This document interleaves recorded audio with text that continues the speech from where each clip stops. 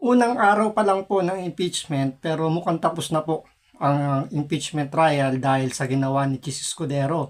Ano ba yung ginawa ni Chis Escudero? Tinuldukan na po niya yung pinagtatanong ng threshold kung ilang boto po ang kailangang makuha po ng prosekusyon para masipa nga sa pwesto itong si BP Sara. Talagang tinapos dito ni Escudero, sinabi nga niya na 16. So nilinaw niya yung threshold so bago magsimula ang impeachment para maiwasan na po yung kalituhan. So tinuldukan na po ni Escudero. So 16 po ang kailangan at sinasabi na nga ng marami na imposible na pong makuha yan ng prosecution dahil nga sa kung titingnan nyo yung numero ng majority, 13 po sila doon. So kailangan pa nila ng 3.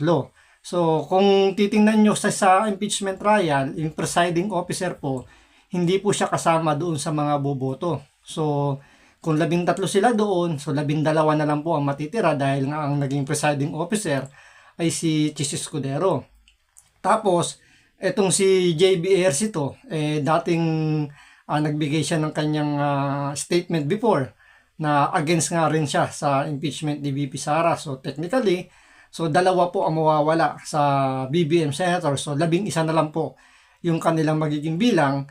So 5 po ang kailangan nila na makuha. So kailangan pa nilang manakot ng sobra-sobra para makakuha nga sila ng additional na 5 senador para makonvict itong si BP Sara. Ito, panoorin po natin itong ginawa ni Senator Chis Escudero kung bakit parang nagsisisi ngayon ng ang administrasyon ni Bongbong Marcos na isinama siya para maging BBM Senators kung tutuldukan niya lang naman ang impeachment ni Vice President Sara Duterte. So ito, panoorin po natin. Pero syempre, bago lahat, kung hindi ka pa nakasubscribe sa Makapili TV, baka naman pwedeng pakipindot po muna yung subscribe button at the same time palike na rin po ng video, wala naman pong bayad dyan, kaya pindot na. So ito, panoorin po natin. Niresolba agad ng Senate Impeachment Court ang kwestiyon sa kung ilang boto ang kailangan para makonvict si Vice President Sara Duterte. 16 pa rin ayon kay Presiding Officer Senator Chis Escudero kahit pa 21 senador lamang ang nakakalahok sa trial. Nakatutok live si Joseph Moro. Joseph! Emil, pagpapanagot, sabi ng prosekusyon, pagpapatalsik, sabi naman ng depensa, yan ang buod ng mga opening statements sa magkabilang panig sa unang araw ng impeachment trial laban kay Vice President Sara Duterte. Paragraph 2 of the Rules of Procedure on Impeachment. Wala si Vice President Sara Duterte sa unang araw ng impeachment trial laban sa kanya at sa halip ang kanya mga 14 na abogado ang humarap sa Senate Impeachment Court na pinapayagan naman ng rules. Sa pagsimula ng pagdinig, naghayag si Senator Judge Chis Escudero bilang presiding officer sa isyu na ilang linggo nang pinagdedebatihan. Ilang boto ang kailangan para makonvict si Duterte, gayong 3 senador ang hindi makakabahagi sa pagdinig, sina Senador Rodante Marcoleta, Jinggoy Estrada at Bato de la Rosa. Dahil mas mababa ang bilang ng mga present na senador, bababa din ba ang bilang na nakasaad sa saligang batas na 2/3 vote? Sabi ni Escudero, 16 na boto pa rin ang kailangan para sabihing guilty ang bise, gaya na nakasaad sa saligang batas na 2/3 ng mga miyembro ng Senado.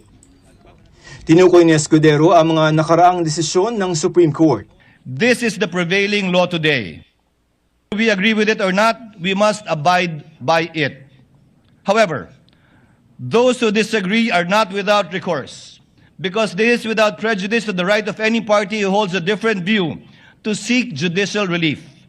And should the Supreme Court render a different ruling on this question other than what the chair has stated, this court and this representation shall faithfully abide by that ruling of the Supreme Court. Sa opening speech ng prosekusyon, inisa-isa ang basehan ng pagpapa-impeach kay Duterte. Ito ay pagpapanagot sa isang opisyal ng gobyerno na hindi mataas kahit kanino man. Katulad sa unang article na pagdedebatehan ng depensa at prosekusyon ng Article 4 o ang pagbabanta ni Duterte laban sa Pangulo, First Lady at dating House Speaker. None strikes more directly at the heart of constitutional order than this one. Walang PC Presidente na may kaibigan na hitman. Ngayon lang, this is not the republic deserved by the Filipino people. Pati na ang paggamit ng mga gawa-gawa lamang ng mga pangalan na tumanggap ng confidential funds tulad ni Mary Grace Piatos. Names that insulted the intelligence of the Filipino people. Mary Grace Piatos, Tanong ng prosekusyon, kung ang ordinaryong Pilipino ay pinapanagot, bakit hindi ang pinakamakapangyarihan na opisyal ng pamahalaan? Hindi upang usigin ang isang tao, hindi upang maghiganti sa kalaban, hindi upang manalo sa politika, kundi upang sagutin ang isang tanong na napakahalaga sa kinabukasan ng ating republika. May saysay pa ba ang pananagutan sa ating bansa? The prosecution will present exactly what the Constitution requires. Evidence. Hindi chismis. Hindi haka-haka. Hindi propaganda. At lalong hindi SOCMED narrative.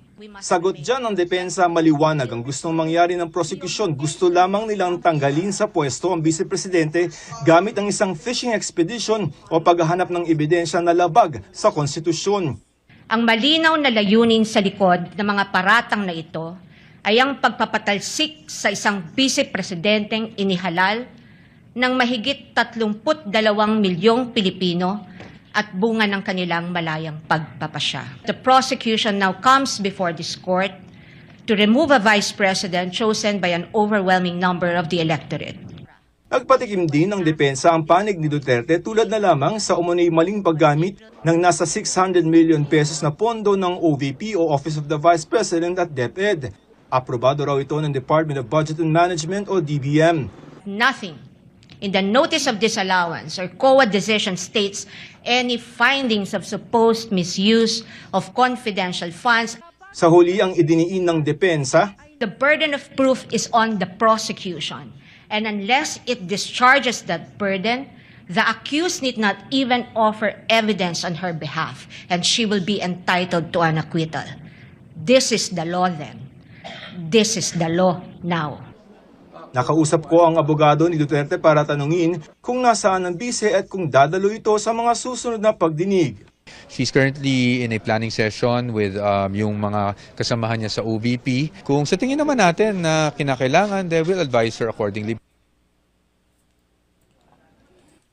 Alam nyo, pagkatapos ng impeachment hearing, yung day 1 ng impeachment, agad-agad po nagpa-presko ng prosecution yung mga kumag para palakasin lang yung kanilang loob, palakasin ang loob ng mga nasa likod nila na nagtutulak parang masibak itong si Vice President Sara Duterte. Dahil nga sa sinabi nga ni Chis Escudero na 16 ang boto na kailangan pa rin lang makuha para nga makonvict si Vice President Sara Duterte na imposible na mangyari.